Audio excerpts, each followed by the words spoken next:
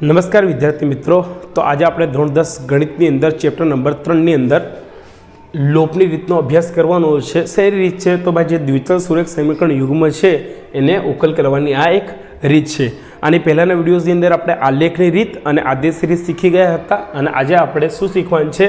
લોપની રીત. એના જે સ્ટેપ છે એ મેં સિમ્પલ એકદમ સરળ ભાષામાં અહીંયા લખેલા છે. તો જો ચાલુ કરીએ આપણે લોપ કરવા માટે. તો લોપ કરવા માટે આપણે શું કરવાનું છે? તો જો લોપ કરવા માટેની શરત છે કે બંને સમીકરણમાંથી કોઈક એક ચલનો સહગુણક સમાન અને વિરોધી હોવો જોઈએ. અને જો સમાન ના હોય તો શું કરવાનું? કોઈક એક સંખ્યા વડે આપણે સમીકરણને ગુણીને સમાન કરી દેવાનું. અને જો વિરોધી ના હોય તો શું કરવાનું? બાદબાકી કરી નાખવાનું. પણ આ સમાન અને વિરોધી શું છે? તો દાખલા તરીકે અહીંયા માની લો કે અહીંયા આ 4x છે અને અહીંયા આ 3x છે, બરાબર. આ બંનેને મારે સમાન કરવા છે, બરાબર. એટલે કે સમાન એટલે કે હું 12x કરવા છે. તો હું શું કરીશ? આ જે 4 છે એના ગુણ્યા મારે શું કરવા પડે? 3 કરવા પડે. તો 4 તરી 12x આપણને મળી જાય. અને 3 છે એનો ગુણાકાર હું 4 વડે કરું તો મને 12x મળી જાય. તો આવી રીતે આપણે એને સમાન કરવાના છે. રેડી? અને વિરોધી એટલે શું? તો એક સંખ્યા પ્લસ હોય, દાખલા તરીકે આ +2 છે, એની વિરોધી સંખ્યા શું થશે? -2 થશે. અને જો -2 હોય તો શું થાય? +2 થાય. -3 હોય તો +3 થાય. તો આને શું કહેવાય? વિરોધી સંખ્યા કહેવાય. તો બે યાદ રાખવાનું. એક તો જે ચલ છે, ગમે તે બે ચલમાંથી એક ચલ સમાન હોવો જોઈએ. સમાન એટલે સરખો. 4 તો 4, 5 તો 5, 6 તો 6. અને જો સમાન ના હોય તો શું કરવાનું? કોઈક એક સંખ્યાથી ગુણી નાખવાનું. કે એનાથી આપણે જો ગુણીએ તો જે ચલ છે કેવા થઈ જાય? એક સમાન થઈ જાય. એવી સંખ્યાથી આપણે આખા સમીકરણને ગુણી નાખવાનું છે.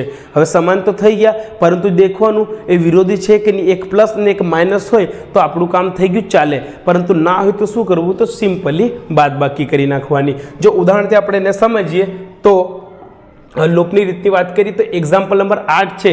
હવે જે એક્ઝામ્પલ નંબર 8 છે, ઉદાહરણ 8, એના પરથી આપણને આવા બે સમીકરણ મળે છે. જે એક્ઝામ્પલ નંબર 8 છે એનાથી આપણને આવા બે સમીકરણ મળે છે. એને એકને નંબર 1 આપી દેવાનું, એકને નંબર હું 2 આપી દઉં છું. રેડી? હવે આપણને શું કહેવામાં આવે છે? કે ચલ સમાન અને વિરોધી હોવા જોઈએ. અહીંયા 9x છે, અહીંયા 7x છે, સમાન નથી. અહીંયા ઉપર -4y છે, નીચે -3y છે, એ પણ સમાન નથી. તો કાં તો આપણે xને સરખા કરી દેવાના, કાં તો આપણે વાયને સરખું કરી દેવાનું છે.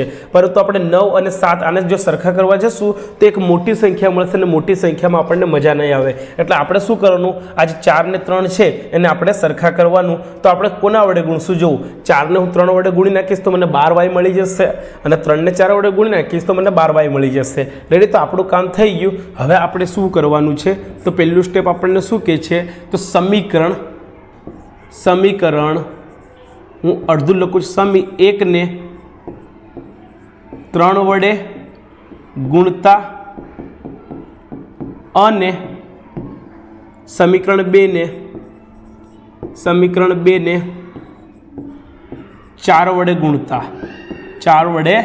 ગુણતા. હવે આખા સમીકરણને ગુણી નાખવાનું છે. આ આખું સમીકરણ ગુણાઈ જશે 3 વડે. ચાલો, તો 3 ગુણ્યા 9x એટલે 9 તરી 27x મળશે આપણને. 27x. પછી માઇનસ 4y, તો 4 તરી 12y મળશે આપણને. 12y બરોબર. 3 દૂ 6000 અહીંયા થઈ જશે 6000. આને સમીકરણ નંબર 3 નામ આપી દેવાનું છે. ચાલો, ત્યારબાદ શું છે? તો બીજું સમીકરણ, એને શેના વડે ગુણવાનું છે? 4 વડે. તો 7x ગુણ્યા 4 એટલે 7 ચોક 28x થશે. અને માઇનસ 4 તરી 12y અહીંયા થઈ જશે બરોબર. 4 દો અહીંયા શું થશે? 8000 થઈ જશે. રેડી? તો આને સમીકરણ નંબર શું નામ આપવાનું? 4 નામ આપી દેવાનું. જો આપણી શરત શું હતી? બેમાંથી એક ચલ સરખો થવો જોઈએ. આપણો 12 સરખા થઈ ગયા. પરંતુ બીજી શરત શું હતી? તો વિરોધી હોવા જોઈએ. સમાન અને વિરોધી. પરંતુ વિરોધી ના હોય તો શું કરશું? બાદબાકી. જો અહીંયા માઇનસ છે તો આ પ્લસ હોવું જોઈએ, આ પ્લસ હોય તો માઇનસ. પરંતુ બંને સરખા છે તો આપણે કરવી પડશે બાદબાકી. તો હવે આપણે શું કરશું? બાદબાકી કરવાની. તો જે મોટું સમીકરણ છે એનામાંથી નાનું સમીકરણ બાદ કરી નાખવાનું. એટલે ચોથું સમીકરણ મોટું છે. તો સમીકરણ 4માંથી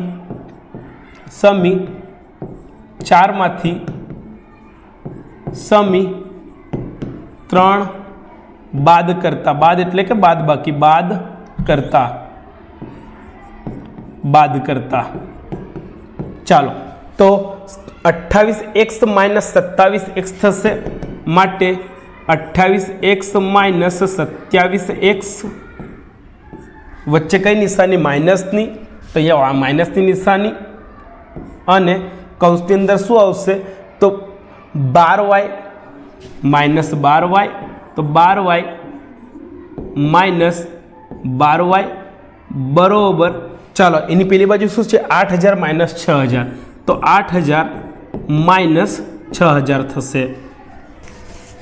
ચાલો, તો 28x માંથી 27x જાય તો શું બચશે? અહીંયા આપણું ફક્ત x બચશે. તો માની અહીંયા x, અને 12y માંથી 12y જાય તો કશું નહીં બચે, એટલે x બરોબર 8 માંથી 6 જાય તો કેટલા રહેશે? અહીંયા 2000 રહેશે. તો આપણને એક વસ્તુ મળી ગઈ. શું મળી ગયું? x ની કિંમત મળી ગઈ, y ની કિંમત હજુ પણ બાકી છે. તો આપણને શું મળી ગયું? x મળી ગયું. હવે આ જે x ની કિંમત છે ગમે તે સમીકરણમાં આપણે મૂકવાની છે. તો હું શું કરીશ? આ જે કિંમત છે તો x ની કિંમત ક્યાં મૂકીએ આપણે? બોલો, જ્યાં પણ ઈચ્છા હોય ત્યાં આપણે મૂકી શકીએ છીએ x ની કિંમત, સમીકરણ 1 અથવા 2 ની અંદર. ચાલો, તો સમીકરણ 1, 2 અથવા 3, 4 ગમે તેના અંદર આપણે સમીકરણ x ની કિંમત મૂકી શકીએ છીએ. તો ચાલો આપણે શું કરીશું? સમીકરણ x ની કિંમત સમીકરણ 1 માં મૂકતા ચાલો, સમીકરણ 1 શું છે? 9x minus 4y, 9x minus 4y બરોબર કેટલા આપણને આપ્યા છે? 2000 આપેલા છે. તો હવે શું થશે? 9 અને કૌંસમાં શું લખવાનું? x બરાબર.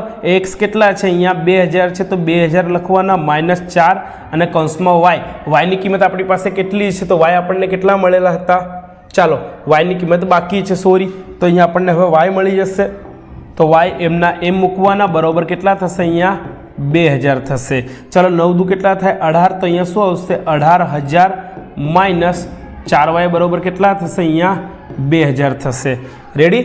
હવે શું કરવાનું? તો 18000 માઇનસ 4y છે, તો માઇનસ 4y બરોબર 18000 પેલી બાજુ જશે, માઇનસ 4y બરોબર પેલી બાજુ કેટલા હતા? 2000, અને માઇનસ થઈ જશે અહીંયા 18000, પેલી બાજુ પ્લસ હતા, આ બાજુ માઇનસ થાય.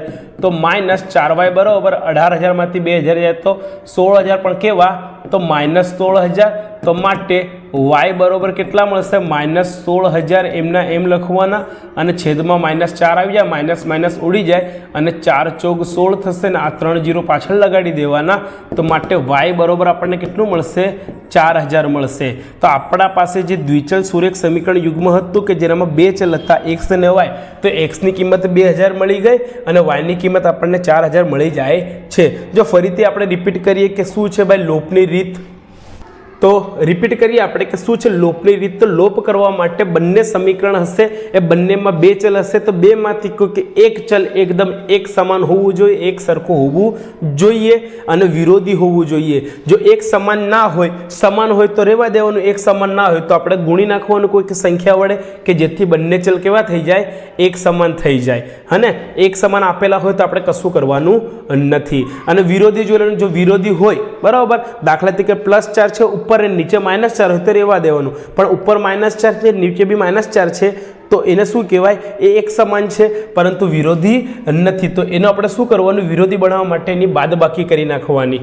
રેડી? તો બસ આપણે એ જ કરેલું છે ઉદાહરણની અંદર. ચાલો, ઉદાહરણમાં આપણે શું કર્યું છે? તો સમીકરણ 1 ને આપણે 3 વડે ગુણી નાખ્યું, સમીકરણ 2 ને 4 વડે મેં ગુણી નાખ્યું. કેમ મેં એમ કર્યું? તો મેં બંને જે ચલ છે y ને y છે, એ બંને ચલ જે છે એને સરખા કરવા માટે, બરાબર. તો બંને શું થઈ ગયા? 12y થઈ ગયા, પણ આ બી માઇનસ છે ને આ બી માઇનસ છે, મારે અલગ અલગ કરવા હોય તો મારે હવે શું કરવી પડશે? વિરોધી કરવા માટે એની બાદબાકી કરવી પડશે. મેં જો બાદબાકી કરી તો મને x ની કિંમત મળી ગઈ. આ x ની કિંમત મેં કોઈક સમીકરણ 1 માં મૂકી દીધી, હે ને? તો મને શું મળી ગયું? હવે y પણ મળી ગયું. તો આવી રીતે દ્વિચલ સુરેખ સમીકરણ યુગ્મનો ઉકેલ આપણને લોપની રીતે મળી જશે. ઓકે વિદ્યાર્થી મિત્રો, કોઈ પણ પ્રશ્ન હોય તો નીચે કોમેન્ટ બોક્સની અંદર તમે જણાવી શકો છો. મળીશું હવે નેક્સ્ટ વિડીયોમાં. ધન્યવાદ. જય હિન્દ.